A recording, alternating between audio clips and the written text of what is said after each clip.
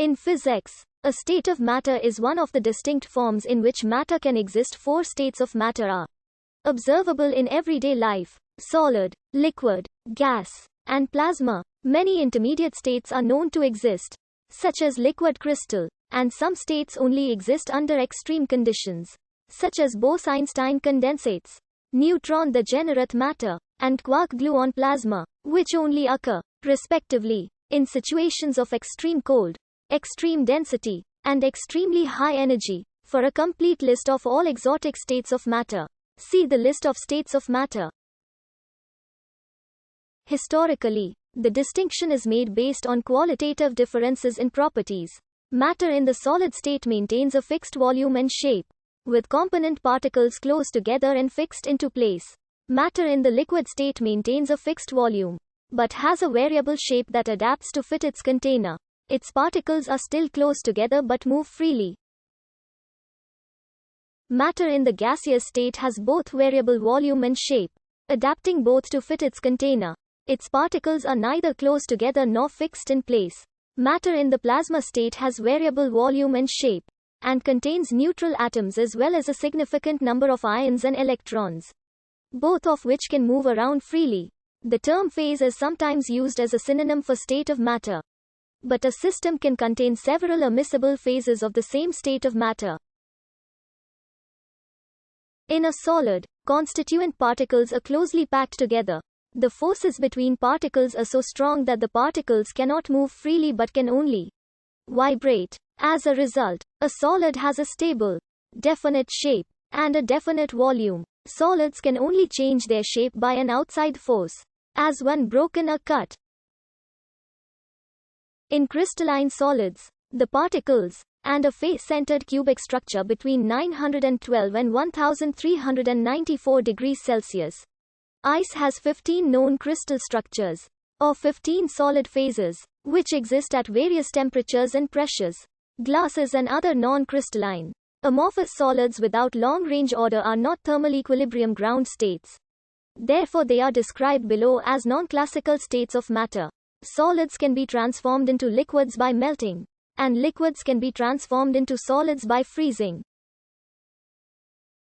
Solids can also change directly into gases through the process of sublimation. And gases can likewise change directly into solids through deposition. A liquid is a nearly incompressible fluid that conforms to the shape of its container but retains a constant volume independent of pressure. The volume is definite if the temperature and pressure are constant. When a solid is heated above its melting point, it becomes liquid, given that the pressure is higher than the triple point of the substance. Intermolecular forces are still important, but the molecules have enough energy to move relative to each other and the structure is mobile. This means that the shape of a liquid is not definite but is determined by its container. The volume is usually greater than that of the corresponding solid, the best known exception being water, H2O. The highest temperature at which a given liquid can exist is its critical temperature. A gas is a compressible fluid. Not only will a gas conform to the shape of its container but it will also expand to fill the container. In a gas, the molecules have enough kinetic energy so that the effect of intermolecular forces is small, and the typical distance between neighboring molecules is much greater than the molecular size.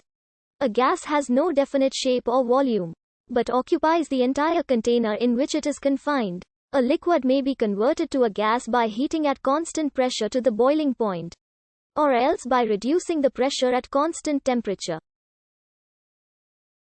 At temperatures below its critical temperature, a gas is also called a vapor, and can be liquefied by compression alone without cooling. A vapor can exist in equilibrium with a liquid, in which case the gas pressure equals the vapor pressure of the liquid. A supercritical fluid is a gas whose temperature and pressure are above the critical temperature and critical pressure respectively. In this state, the distinction between liquid and gas disappears.